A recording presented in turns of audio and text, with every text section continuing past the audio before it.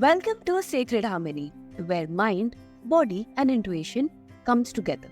Today, we are joined by Mandy Hart, certified sexologist and founder of Heart's Desire. Mandy helps people untangle shame, connect with their bodies, and redefine intimacy on their own. Through somatic coaching and trauma-informed practices, she guides listeners in cultivating safety, self-awareness, and alignment with their inner wisdom. Welcome to the show, Mandy. It's such an honor to have you. Thank you. I'm excited to be here. So, Mandy, you emphasize creating safety in the body. Why is this foundational for intimacy and self-connection? Well, we have, our different parts and different beliefs, but we all exist in our bodies. There's no way around it. Our bodies are our home. And if you don't feel safe in your home, then you don't really know how to relax. And if you can't relax, then you can't connect or experience joy and pleasure. Yeah, that makes sense.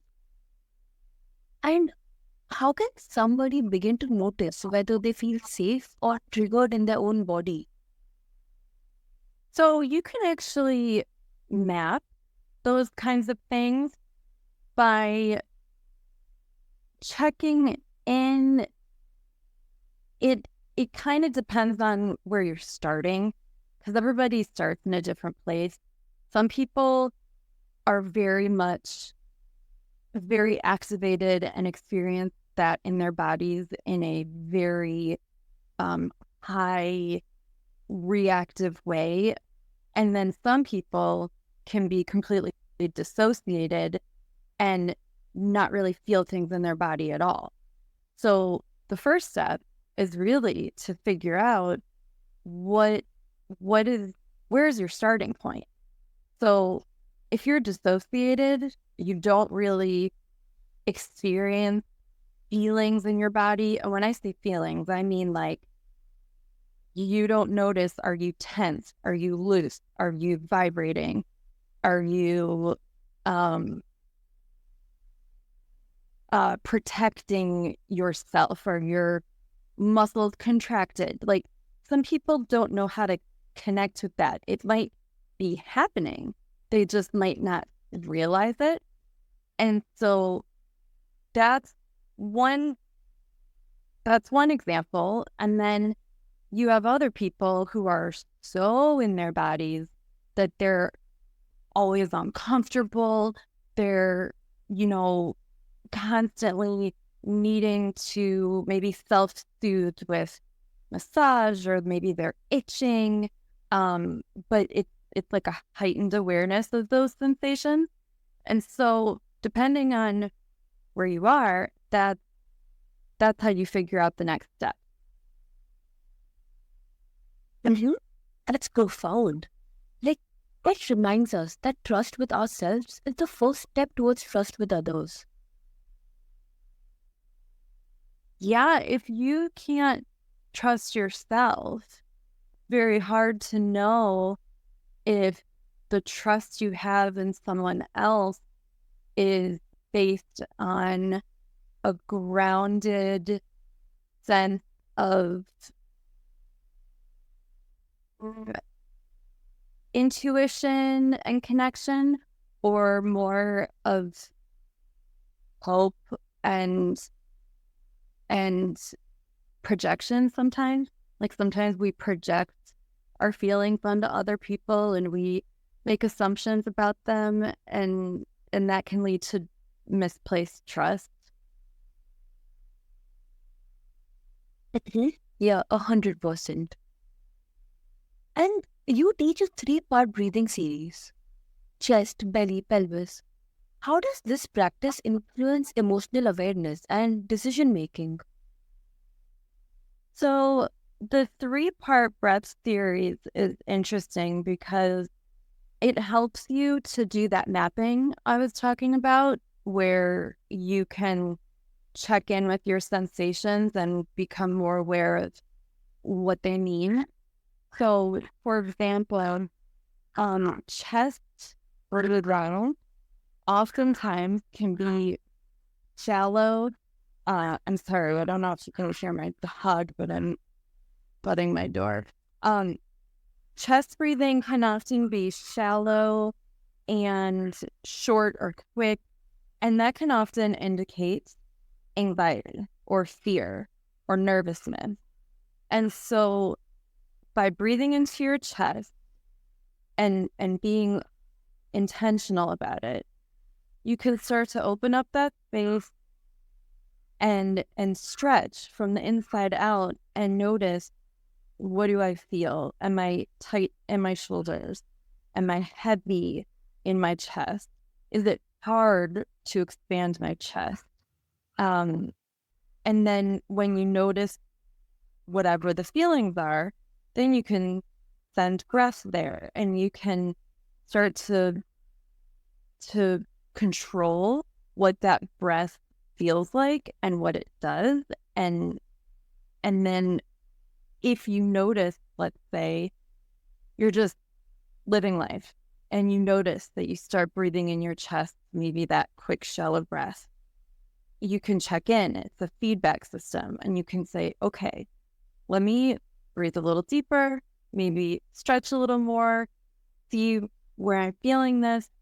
And then you can move that breath into your belly.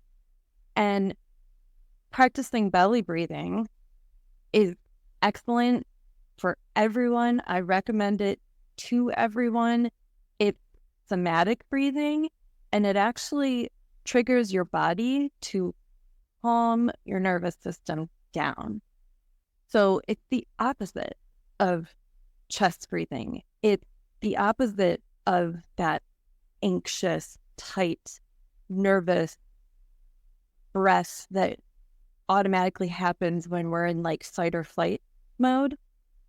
So if you practice belly breathing, and what I mean by that is you kind of pretend that you have a balloon in your belly and you're blowing it up real big. And then as you exhale, that balloon gets smaller. So the breath in fills your belly, and the exhale shrinks your belly and makes it smaller. And when we do this, we're telling our body it's time to calm down. And this is another form of control. It's the way that we can control our nervous system.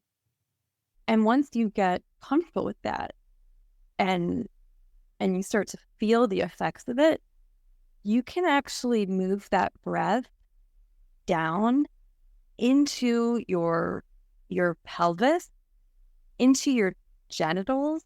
I know that might sound weird, but you can send breath that deep.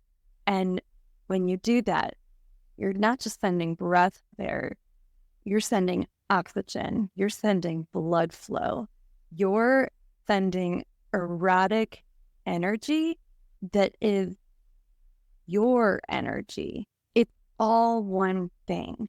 We are not separate from our exotic or erotic selves. We are one with that. And when we can connect it to our breath, it's a very powerful thing. Mhm. Yeah, absolutely. And like, are there common mistakes people make when starting this breath work? Yeah, I think some people expect that there's something that they need to be doing in a certain way. And so then they worry that maybe they're going to be doing it wrong. But there really isn't a right or wrong. It's more about what's happening for you. So as a coach, when I do breath work with my clients, I can actually see them and how they're breathing. And I can see, let's say there's like, you need feedback, right?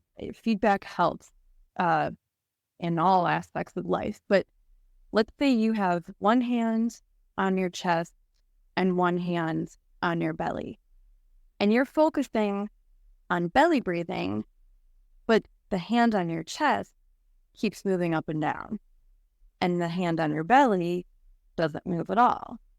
Well, that tells me as the person watching you, and it tells you you're having trouble breathing into your belly, because if you were breathing in your belly, you would see your hand moving up and down. It doesn't mean that you're doing it wrong. It means you're having trouble with it for some reason. So it's not, so then people will panic, right? They're like, I don't know how to do this. I'm not good at this. I can't do this. Well, we all know how to breathe. If we didn't, we wouldn't be here. So it's not about doing it right or wrong. It's about, why are you experiencing it in this way? And what can we do for that? How does it feel? How can we make it feel better? If it doesn't feel good, why? And sometimes these things can very much be emotional, but sometimes they can also be physical and medical. Sometimes we can have actual medical conditions that no matter what we do, we need actual medical attention in order to address whatever's going on, because sometimes our bodies need help. It's not that it's right or wrong, but sometimes our function is dysfunctional, if that makes sense. Yeah. And that's enlightening.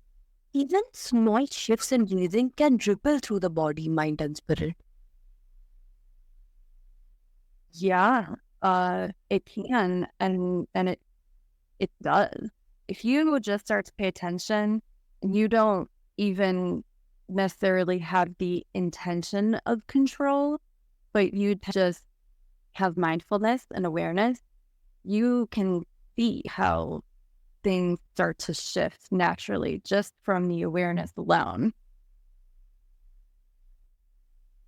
Yeah, totally. And I think connecting with intuition is central to your coaching. So, how can someone distinguish between a choice that feels good versus one that's driven by fear or habit?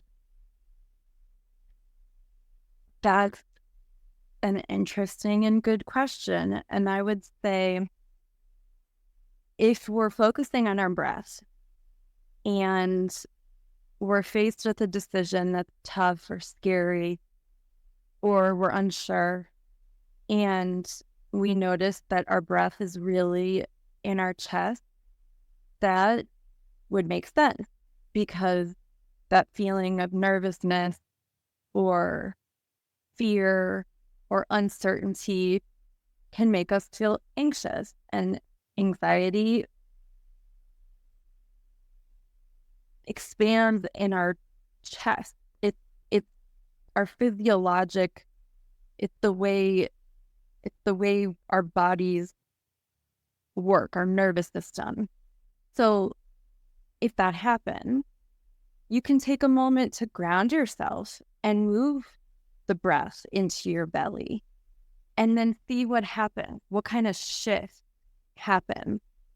If you calm yourself and you really kind of quiet the noise and you just focus on the breath, sometimes the more you do it, the more you practice, what happens is the answer will become more clear, because you're getting more grounded. So I would say, if you're not sure, is this fear? Is this intuition? How do I listen to my intuition? I would say, where's your breath? How does your body feel right now? What kind of feedback is your body giving you? Are you super panicked, or is that excitement? Sometimes the fast, quick breathing in our chest can be excitement. It's not necessarily a bad thing. And then, so if it's excitement, then ground yourself and ask yourself, does this feel right? Does this feel like excitement I want to lean into, or excitement I'm scared of and I need more time to think about? There's no right or wrong. It's just a matter of being grounded and aligned and feeling confident in your decision, whatever it is. Mhm. Yes, absolutely. And like, do you have an exercise or prompt to help listeners tune into their inner guidance? Yeah, so when I talk people through the 3-part breath, it, you know, different prompts work for different people. But usually it helps if you close your eyes and you put one hand on your chest, and you can put both hands on your chest or one hand on your chest and one on your belly. And first, you just focus on breathing into your chest and letting your hand rise up and down. And usually I like to start soft and slow. Start with natural breathing, whatever feels good to you. And from there, work up to longer, deeper breaths. But you want to go slow, because when you're doing this, you're stretching your ribs, your intercostal muscles, which are the muscles in between your ribs. You're stretching your back, you're stretching your lungs. And so you can't go right into just super deep breathing. You need a warm up. So you go slow. And then once you reach a point where you feel like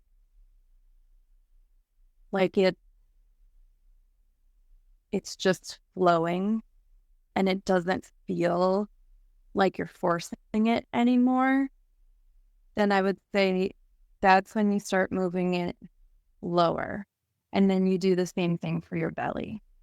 So you do small breaths, small, short, easy breathing, calm your chest, have your hands rest on your chest, and as it's on your belly, have it move up and down, blow up that balloon, deflate the balloon, and really focus on taking it slow.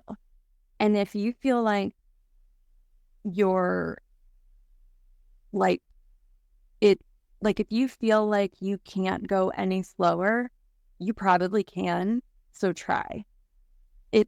It's amazing how much faster things are compared to the way they feel. So sometimes you just have to be very mindful of slowing down.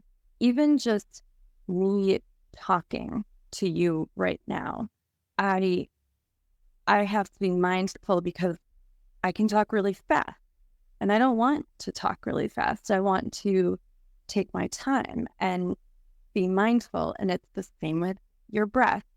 So I would say just remember to go slow, and it can even feel painfully slow, and that's okay. Just try it. Try a little bit to be uncomfortable with that, and then just see what happens. And the more you do it, the more you breathe, the more the breath gets deeper, the more you'll realize that feeling calmness is really going to take over. A lot of times you'll yawn. That's a normal response when you're belly breathing. You might even fall asleep. This is a great exercise to do right before bed.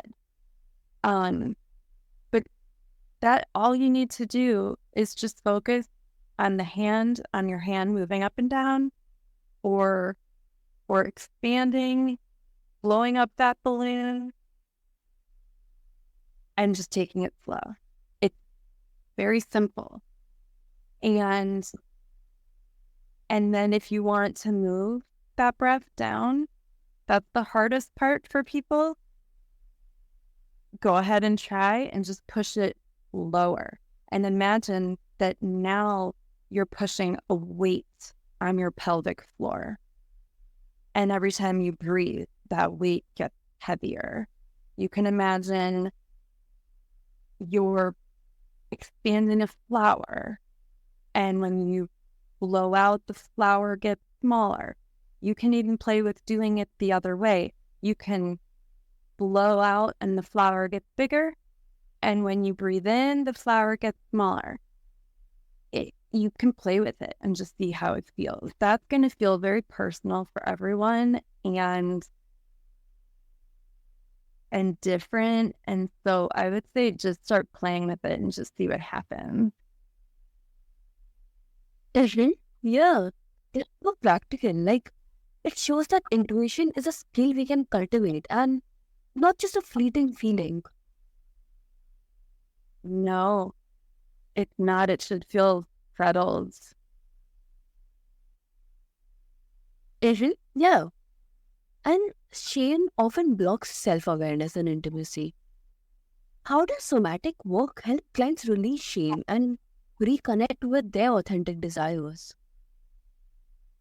So we experience our feelings in our bodies, whether we realize it or not. And so that's the first step that we talked about, having awareness of the sensations in your body. Once you're able to have awareness and waken that awareness, you can actually notice where those feelings are in your body. Like, let's say you have trouble speaking up for yourself. Well, that could manifest as a sensation like you can't breathe or you're being choked. And so if you notice that kind of sensation, what you do is you acknowledge it and you give it compassion. You understand it. Well, this makes sense that I feel this way. Of course I feel this way. I have a really hard time speaking up for myself. So of course I feel like I'm being choked. And then you just allow it. You give it permission. You say, okay, I get it. My body is doing what it's supposed to do. It's making me feel this way for a reason, and I'm listening. And then you give it just unconditional compassion. You understand. You tell your body it's okay. And then you can tell your body, you know what? You can release. I'm ready to move on. I'm ready to speak. And it's like a conversation that you can have with your body where you work through those feelings, but you do it in a somatic way to where you have that conversation enough. You don't have to have that conversation anymore. Eventually, your body will just get it and you'll stop feeling choked. It's really interesting, but it works. Yeah, that's amazing. And like, how long does it typically take for someone to feel noticeable shifts in their body and confidence? I have seen people notice shifts right away and make changes in their life so fast. Like, I'll have clients where I see them every week, and each week I can see so much improvement. And then sometimes with some people, it's more subtle to where you know that the improvement's happening, but you don't necessarily see it until maybe a big milestone or something happens. And you can say maybe 6 months later or a year later, like I have one client where a year later, and I'm almost looking at a different person, and it just happens like almost seems like it was overnight, but it wasn't because it was a slow process. But there's one person in particular I'm thinking of, and what I say to her is, man, I'm seeing you now. Like I was seeing you before, but I was seeing how much you struggled. And now I'm seeing you as like this confident, sure person who's shining through, and it's so amazing. And we'll look at her year before and it's like, she'll look back too and say, oh my God, you're right. So it's all dependent on the work you put in, the circumstances you have in life, because we can't control that, and just the willingness you have to show up for yourself. And how whatever time it takes, that's whatever time it's supposed to take. There's no rush. Yeah, that's inspiring. Like, it highlights that healing isn't linear, but every small step matters. Absolutely. Yes. So, Maddie's insights teach us that our bodies are our greatest allies, and intuition is a compass for living well. Through breath, awareness, and self trust, we can cultivate safety, clarity, and authentic connection. Take these tools, feel your body, honor your choices, and let your inner guidance light the way.